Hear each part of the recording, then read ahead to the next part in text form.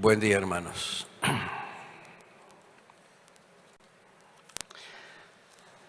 Mañana, 9 de julio, nuestra patria celebra 102 años, no, 202 años, bueno, 202 años de su independencia. Y una de las cosas que hacen los maestros en las aulas, y también lo hacen en los medios de comunicación, es recordar algunos hechos de la historia, ¿sí? En este tiempo de globalización, cuanto menos se hable de la historia, mejor, porque es una manera de ir perdiendo la identidad como país. Y si perdemos nuestra identidad como país, después no tenemos de qué manera defendernos porque nos van a poseer, nos van a dominar. Nosotros como iglesia tenemos una larga historia, pero antes de conversar sobre esto, Santi, ¿me lo pones acá? Antes de conversar sobre esto, le voy a decir algunas cositas, ¿sí? Después que termine yo de traerles estas reflexiones y terminemos con una oración, recuerden, estamos todos invitados para almorzar juntos en el salón de actos. Ese almuerzo va a tener una culminación cuando se descubre una placa. La vamos a descubrir en el almuerzo, allí en el lugar, y luego la vamos a colocar en algún lugar bien aquí, donde están los nombres de aquellos hermanos y hermanas, 37, que formaron la primera congregación en el año 40. Después de eso vamos a celebrar escuchando al coro y seguramente podremos cantar, o se podrá cantar, cantando el Aleluya, porque estos años de la Iglesia en Villarreal no son ni más ni menos que demostración de la gracia y el poder de Dios en medio de su pueblo. Y luego la torta y el café. Y luego del café y la torta, por mesa, 2 rondas de oración. Carlos nos motivaba o la palabra nos motiva a buscar en oración el poder para hablar con denuedo la palabra. Hay otro versículo cerca del que leyó Carlos que dice: y los que fueron perseguidos, escuchen bien, y los que fueron perseguidos iban por todas partes predicando el Evangelio. Es cosa seria el Evangelio. Es el mensaje de transformación del Señor Jesucristo. Y luego de esos 2 tiempos, y seguramente de seguir tomando, compartiendo, tomando café me refiero, ¿sí? Vamos a hacer taza a taza, cada uno para su casa. Algo de historia. A veces papá era medio plomo cuando nos contaba la historia, pero yo voy a tratar de ser lo más rápido posible, porque nosotros, hermanos, tenemos que afirmar nuestra identidad como iglesia local dentro del contexto de las iglesias locales en toda la redondez de la tierra, en Argentina, en toda la redondez de la tierra, ¿sí? Hemos podido pasar a digital apuntes para la historia de la iglesia en Villarreal, un trabajo que había hecho el hermano Blas Capozolo y del cual seguramente muchos de ustedes no tienen noticia.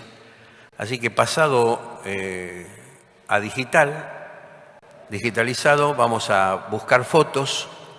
Hermanos que tengan fotos de la iglesia en Villarreal, por favor tráiganlas. Las escanearemos, se las devolveremos, porque queremos hacer un trabajo que tenga la mayor cantidad de fotos posibles, de manera que todos conozcamos y tengamos tiempo de leer en casa la historia, apuntes, siempre falta algo, ¿no es así?, de la historia de esta iglesia en la cual el Señor nos puso. En el año 40, dice, por el continuo crecimiento, con 37 miembros se constituye la iglesia autónoma en comunión con la iglesia madre. Después de 8 años de ministerio, la iglesia se constituye con 37 hermanos. Ayer estaba en el concierto, venía un hermano y me dice, ¿qué tal? Me quedo, dice, el concierto empezó tarde porque no llegó el camión de los instrumentos. Y me quedo, pero me tengo que ir porque hay reunión en mi iglesia y tengo que estar. Qué lindo, le digo. Sí, porque casi no va nadie. Antes éramos un buen número y ahora nos estamos quedando 20, 22 en la cena del Señor. Me dio una profunda tristeza. Me dio una profunda tristeza pensar en congregaciones que se van desmembrando. ¿Sabe el Señor por qué? Ayer, el domingo pasado, llegamos a Andresito para la celebración, para la escuela dominical. No llegamos a la cena del Señor. Llegamos para la escuela dominical y el número de asistentes a la escuela dominical fue mayor a 270 entre chicos y grandes. Dios es un Dios de bendición. Y aquí están los nombres. Los puse justamente en letra chiquitita para que ustedes esfuercen la vista y la lean, pero igual lo van a ver en la placa, de los 37 hermanos y hermanas que fundaron la iglesia, a los cuales vamos a tener y vamos a mirar allí cuando tengamos la placa y vamos a recordar. Y pone el versículo es un versículo que nos ayuda. La memoria del justo será bendita. Muchos de ellos, ninguno de ellos está. Algunos somos descendientes de los que estaban allí. Y otros ustedes se fueron incorporando posteriormente. Ellos tenían un himno lema y ahora nos vamos a parar para cantar un himno. Firmes y adelante. Este era el himno lema y deseamos, hermanos, que siga siendo el himno lema de la iglesia en Villarreal. Es un canto de batalla, es un canto de victoria. Y hay un coro, hay una estrofa, la segunda, que nosotros no tenemos en nuestro himnario, pero yo les invito a incorporarla, porque tiene que ver con la persona bendita del Señor Jesús. Así que, acá, imagínense que teniéndolo a Gaby, esto sale facilito. Nos ponemos de pie, hermanos, y cantamos firmes y adelante, huestes de la fe, sin temor alguno que Jesús nos ve. Gaby.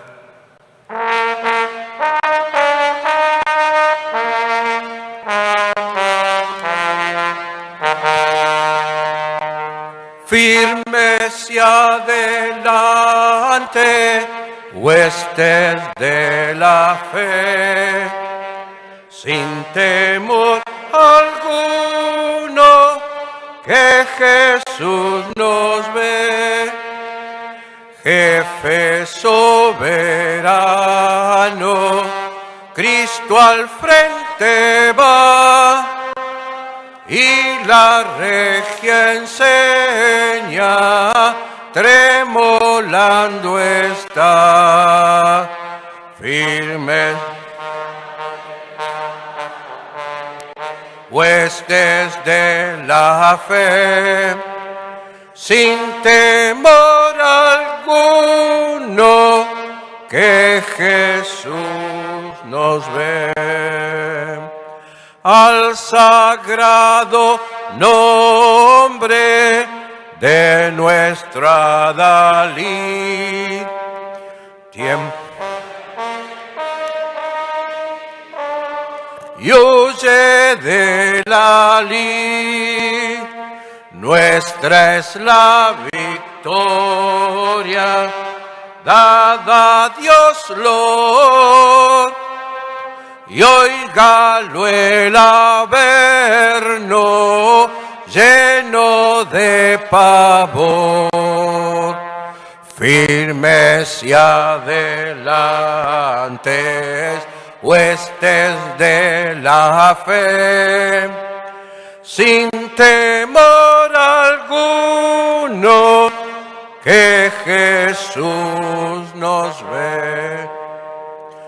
Muévese potente la iglesia de Dios, de los ya gloriosos marchamos en pos. Somos solo un cuerpo y uno es el Señor. Una la esperanza y uno nuestro amor.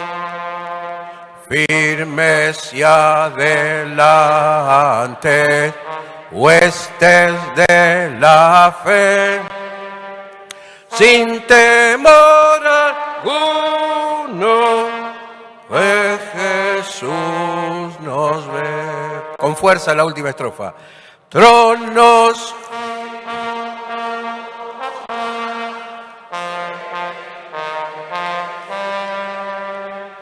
de Jesús, la iglesia constante ha de ser, nada en contra suya prevalecerá.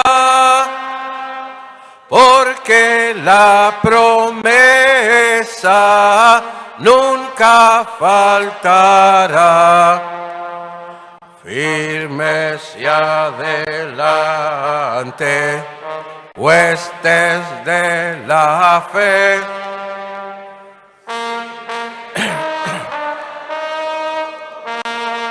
que Jesús nos ve. Tomen asiento. Y de esa pasión evangelizadora que fue creciendo, Dios no nos hizo quedar solamente en el barrio de Villarreal, sino que de Villarreal surgió el Pregonero Cristiano, un periódico que llegó a tirar o a editar más de 35.000 ejemplares por mes y que llenaba Argentina. Ya les voy a traer para que vean, no se toca, algunos de los ejemplares de Pregonero Cristiano que están bien marrones, para que ustedes vean el trabajo que eso llevaba, una dedicación mensual a la producción, al diseño y a la publicación de este periódico que era mensual. Nace Meditaciones Cristianas, el programa radial, y papá es el primero que lee un mensaje en Meditaciones Cristianas. Papá y don Augusto Todó fueron oradores permanentes de Meditaciones Cristianas. Hoy se manda por internet. En aquel tiempo se iba todos los días, al mediodía, a Radio Excelsior, desde aquí, de Villarreal hasta el centro, para leer el mensaje. Y no había grabación. Después hubo grabación en discos de pasta y bueno, después se facilitó. Pero en ese tiempo, todos los días escribían mensajes y todos los días llevaban los mensajes para ser observados porque había, ¿cómo se llama? Había censura previa a lo que se escribía y lo que se leía en la radio. Luego comenzó el programa de televisión, la obra carcelaria. Villarreal tenía un ministerio que se llamaba ACER, con C, sin H, Ayuda Cristiana para Enfermos y Recluidos. Y teníamos un ropero, pero era para los presos. Y los presos venían a casa a las 12:30, 1 de la mañana, para quedarse un mes, 10 días en casa, porque no tenían dónde ir. la obra creció, se abrieron una gran cantidad de iglesias, hijas, en la zona oeste. Y los edificios, en 1943, Tinogasta 53-45, una o dos puertas del geriátrico de la viejita que está siempre muriéndose de frío allí. Luego Tinogasta 52-70, a los 6 años, un lugar ya para 1000 personas. Y Tinogasta, esta iglesia, la transparente, en el año 70, pensando en la proyección evangelística en esta zona. ¿Y qué más? ESEA, hoy ESEA 2.500 alumnos, números aproximados, centros comunitarios, más de 1.100 alumnos, ISEA, 1.300 alumnos, Bransen. Todo comienza con la visión que toman nuestros mayores, papá, por sus viajes, y toman luego la iglesia y los ancianos con papá para comenzar una aventura que quizá ustedes recuerden lo que vamos a ver ahora. Por favor.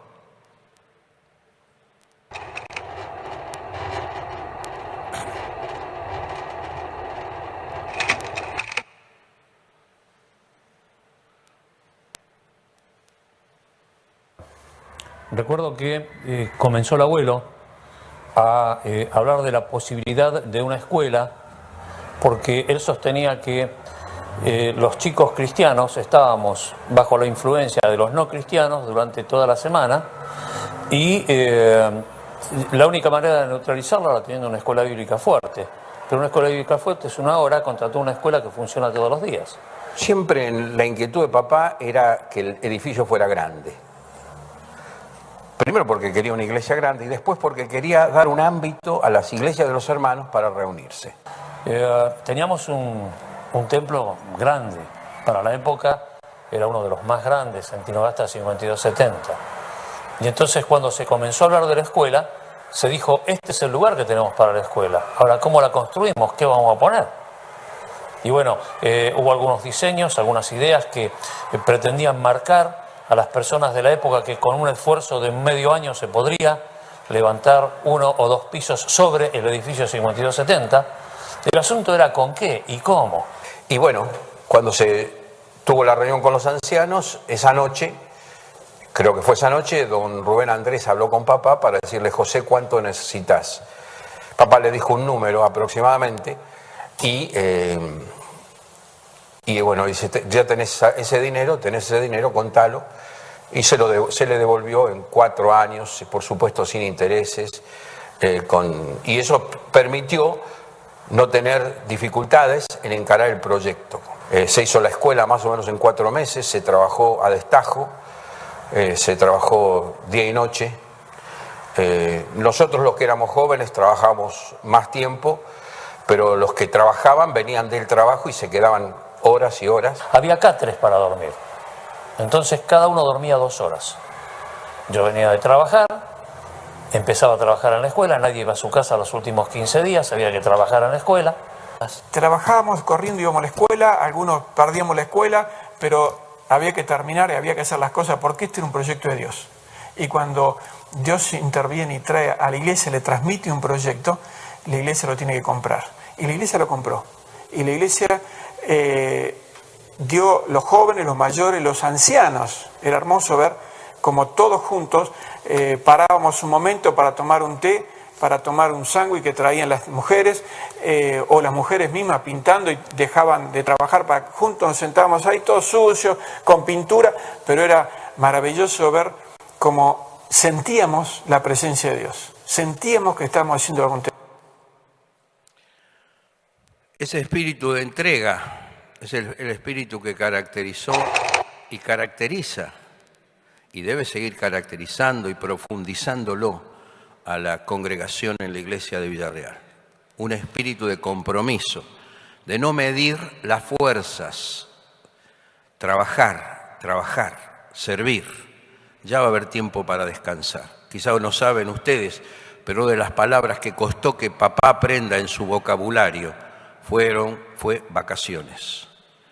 Ya mayor logramos llevarlo o alguna vez nos sacó, pero era cuestión de trabajar. Alguna vez estaba por inaugurarse, estábamos trabajando en la escuela, pero era un día de picnic, lo recuerdo bien ese día. Estábamos ya subidos al camión, no usábamos, hermanos, micros con seguro. Subíamos a la parte de atrás del camión y en ese momento en que estamos todos subiéndonos al camión, llega el camión de ladrillos.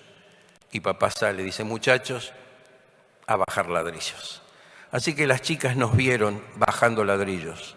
Era un privilegio y sigue siendo un privilegio servir al Señor sin mirar las fuerzas. Dios nos ha bendecido con ministerios, decenas de ministerios en la iglesia, más de 30 ministerios en la iglesia, 30 maneras de servir dentro y fuera de la congregación. Tienen que vernos ocupados, trabajando, sin medir las fuerzas. Bienaventurado el hombre que tiene en ti sus fuerzas, en cuyo corazón están tus caminos. ¿Sí? Dios nos da las fuerzas. Romanos 8 dice, somos más que vencedores por medio de aquel que nos amó.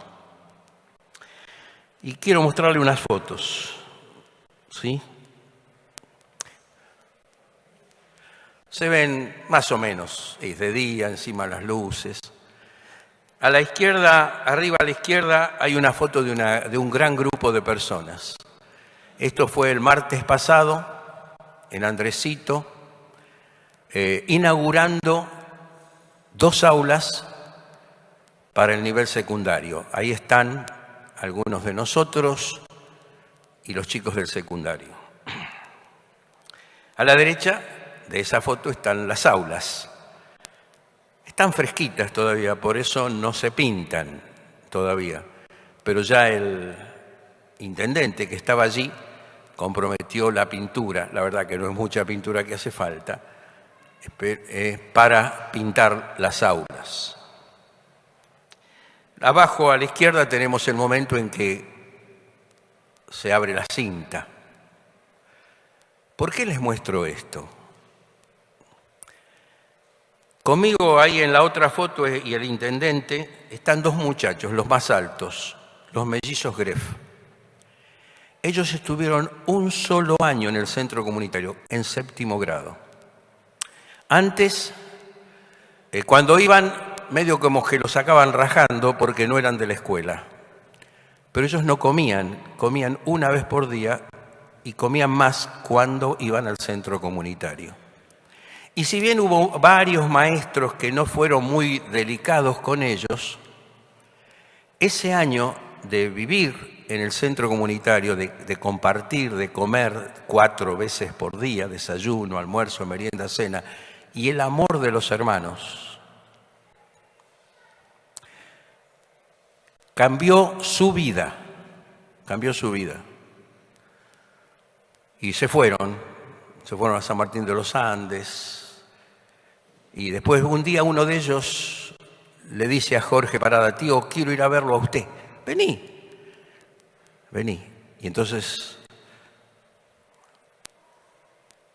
¿cómo estás? Bien, tío, mire, mi hermano y yo tenemos una empresa de construcción y Dios, nunca olvidamos el año que pasamos aquí y el cariño de ustedes. Y queremos que nos digan qué necesitan. Y Jorge dijo, estamos necesitando 2 aulas y techar el patio de atrás. ¿Qué va primero? Las 2 aulas. Muy bien, nosotros nos ocupamos de las 2 aulas. Y después del patio de atrás. Un año cambió la vida de ellos. Estaban las esposas, me dicen, tío, no deja de hablar del año que estuvo aquí. Hermanos, esto es una gota de ejemplo de lo que significa el trabajo que estamos haciendo todos los días en todas las escuelas. Ayer, mientras yo estaba dando los regalos por el cumpleaños, se me acerca una chica y me dice, ¿te acordás de mí? No era el mejor momento, Simino de apellido. ¿Te acordás de Simino? ¿Sí? Yo estuve acá, yo me recibí acá. Una señora viene y dice, Benito, te manda saludos Gerardo, él se acuerda de la vez que te vio. Hermanos, la oportunidad que tenemos como iglesia en el proyecto que Dios nos dio de servir al Señor, en los ministerios y en las escuelas, tiene una dimensión tremenda. El Evangelio está corriendo en medio de la comunidad y en medio del país. Por eso papá tenía una frase, ¿sí? Servir a Jesucristo no es un sacrificio, es un placer, un privilegio, un honor. Estoy sirviendo al Rey de Reyes y al Señor de Señores, aquel a quien tengo que dar cuenta de mis actos. Resumiendo, ¿cómo llamamos a esto, a este proyecto que Dios nos dio? Seguimos. Cada vez que hablamos de la iglesia en Villarreal y de sus manifestaciones ministeriales y de cómo Dios ha bendecido, lo único que podemos y debemos decir es que esto es el resultado de la gracia de Dios en el ministerio de una iglesia local. Es la gracia de Dios obrando en el ministerio de una iglesia local. Los hombres que Dios usó, los hombres y mujeres, los hermanos y hermanas que Dios usó, fueron y son y somos hombres y mujeres débiles. No uso la palabra flaco porque recién ahora estoy mejor, pero me entienden cuando digo eso. Débiles, con muchas faltas, pero es la gracia de Dios. Y los que nos precedieron se pusieron en sus manos y renunciaron a proyectos personales importantes. Creo que quizá el único que no renunció a un proyecto personal importante en el consejo, en el grupo de ancianos soy yo, que toda la vida me dediqué a la obra, al trabajo de la enseñanza. Papá era un hombre que multiplicaba lo que tocaba, pero dijo, no, mi negocio está en la obra de Dios. Don Augusto era un hombre que podría haber sido rico. Quizá Pepe también como yo, zapatero. Rafael fue funcionario del Banco Provincia. Por ahí hubiera sido presidente del Banco Provincia y te podíamos haber pedido crédito, Rafa. Lito tenía una carrera para hacer en SECBA, lo que hoy sería Edesur, Edenor. Carlos trabajaba en el Banco Central y tenía reunión de oración con el presidente del Banco Central, ¿sí?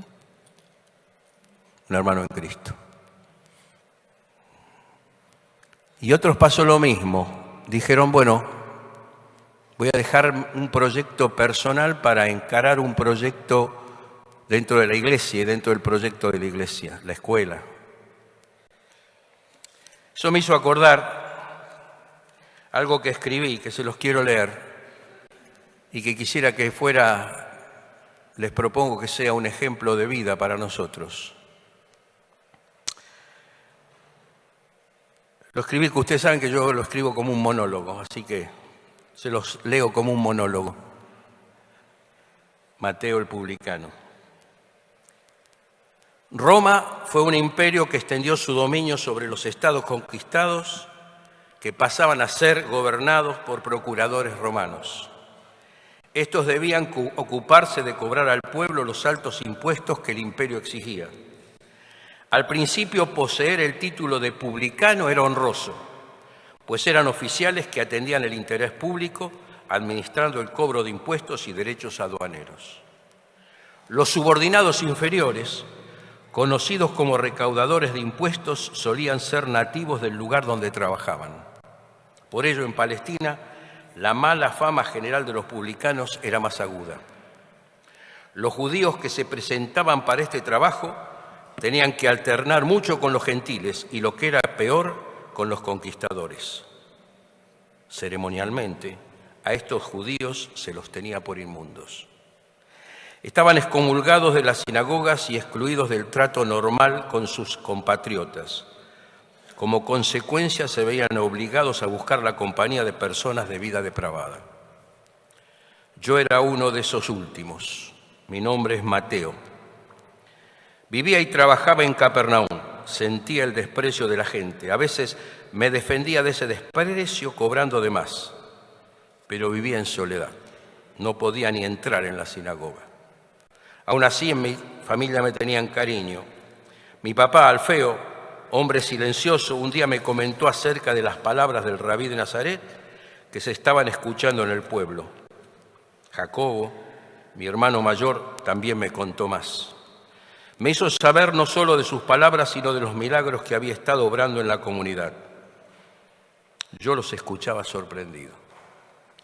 Pero este rabí era bien judío, por sus palabras mostraba conocer la ley. ¿Qué pensaría de un publicano como yo?, me preguntaba. Comenté estas cosas con otros publicanos del pueblo y todos me hablaron de lo mismo. Algunos de ellos habían estado cerca del rabí Jesús cuando sanó a Simón el leproso. Otros se habían enterado de cómo había liberado a un endemoniado. Más aún nos sorprendimos cuando supimos de la manera en que unos muchachos del pueblo habían abierto un techo y bajado a José, el paralítico, en medio de la sala donde estaba Jesús hablando. Y ahí mismo lo sanó. Comencé a pensar en la posibilidad de conocerlo, pero no sabía qué hacer. Yo era publicano. Él me recibiría. Luego de la charla que tuve con mi hermano Jacobo, comenzó a ausentarse de casa. Cuando le pregunté a papá por él, me dijo que se había ido con Pedro y Juan, pescadores del pueblo, a seguir a Jesús en una visita a las aldeas y caseríos de la región. Me quedé intrigado. No bien volviera a mi hermano, tenía que aprovechar para hablar con él. Necesitaba saber más. Pasaron unos días y Jacobo regresó. Estaba muy conversador. No paraba de contar lo que había vivido caminando con Jesús. Estábamos todos en casa muy conmocionados. Veíamos tan feliz a mi hermano. Esa noche me quedé a solas con Jacobo y lo llené de preguntas. Él, más tranquilo, me abrió su corazón. Comenzó a hablarme de Jesús, de lo que sabía de su vida en Nazaret, de sus palabras. Cuando comenzó a comentarme que Jesús había dicho, arrepiéntanse porque el reino de los cielos se ha acercado, guardé profundo silencio. Yo, que estaba sirviendo al Imperio Romano, que muchas veces había defraudado a mis hermanos judíos al cobrar los impuestos, sentía que era mi oportunidad de cambiar radicalmente. Esa noche no dormí nada, mi cabeza no lograba detenerse. Mientras pensaba, comencé a llorar. Una profunda tristeza llenaba mi corazón. ¿Cómo cambiaría de vida? ¿Habría una oportunidad para mí? Estaba profundamente conmovido y arrepentido por lo vivido en los últimos años. Como judío había vendido a mi gente. Como levita había deshonrado a mi familia. Pero pasar de servir a Roma a servir en el reino de los cielos, las preguntas se agolpaban en mi corazón. No comenté nada de esto con mi hermano, me quedé en silencio. Uno de esos días yo estaba sentado en el banco donde cobraba los impuestos, absorto en mis tareas. De pronto sentí que alguien se detuvo delante de mí. Sin mirar, supuse que venía a tributar. ¿Cuánto tienes que pagar?, le pregunté, como habitualmente lo hacía. Pero no hubo respuesta. Cuando sentí el silencio, levanté la vista y vi a Jacobo, a Pedro y a Juan junto a otro hombre que me miraba fijamente. En ese momento me di cuenta. El que estaba parado frente a mí era Jesús. Me miró con una mirada llena de cariño. ¿Qué me iba a decir? Él rompió el silencio con una sola palabra: sígueme. Al instante llamé a mi ayudante más antiguo y le dije: hacete cargo, me voy con Jesús. Y ahí mismo dejé todo. Hermanos, este es un relato sencillo de imaginar cómo habrá sido la vida de Mateo sirviendo a los intereses del mundo antes que servir a Jesús. Pero la vida de Mateo cambia radicalmente cuando él toma la decisión de dejar todo e ir tras Jesús. El nombre de Mateo hubiera sido totalmente borrado de la historia, lo mismo que el nombre de Juan, Pedro, Jacobo, los hijos de Zebedeo. Se hubiera borrado totalmente de la historia. Pero un día eligieron entre servir su propósito, su proyecto personal o servir al Señor. Y todos ellos, dejándolo todo, le siguieron. ¿Qué significa dejar todo para seguir al Señor en este tiempo? Es poner nuestros ojos en Cristo y solamente en Él. Y que todo lo que hagamos, sea para su gloria, buscando su gloria. El lema de la iglesia en Villarreal que tuvimos en el año 70 y que no queremos olvidar es proclamando el mensaje de la reconciliación y la paz por Jesucristo. Que todo lo que hagamos, hermanos, tenga la visión de hombres y mujeres que vienen a los pies de Cristo. Que lo que hagamos en los ministerios esté comprometido con el Señor. Que no pensemos en llenar tiempo y actividades, sino se hacen con puestos los ojos en la visión evangelística que Dios nos dio. Mateo va a ser callado, no aparece muchas veces más en los evangelios, pero como es levita y sabe escribir y conoce la ley, y aparte sabía anotar los números, va a tomar nota de las palabras del Señor Jesús a través del tiempo, y va a estar con el Señor Jesús. Seguramente se va a sorprender cuando él, que fue publicano, pasa a ser parte del grupo de los 12. Y él va a estar en el aposento alto cuando el Señor llega y les dice a los que estaban asustados, pasa a vosotros. Y él está en el momento en que el Señor es levantado a la tierra. Y la historia dice, porque el libro de los Hechos está referido fundamentalmente a Pablo, toda la última parte, la historia dice que llenó toda la parte de Rusia y de Crimea con el Evangelio. Hombres que le entregaron la vida al Señor. El otro día, hablando con la gente del centro comunitario, yo les recordaba las palabras de Pablo a Timoteo, en 2 Timoteo capítulo 4. Te encarezco delante del Señor Jesucristo, que juzgará a los vivos y a los muertos en su manifestación en su reino, que prediques la palabra. Y Pablo le va a dar la razón por la cual le está encareciendo a Timoteo que haga esa tarea.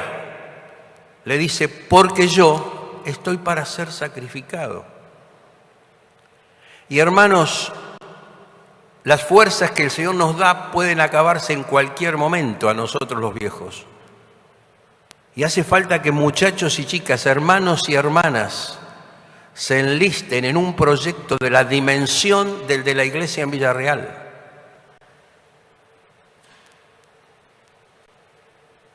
La escuela, ISEA, los centros.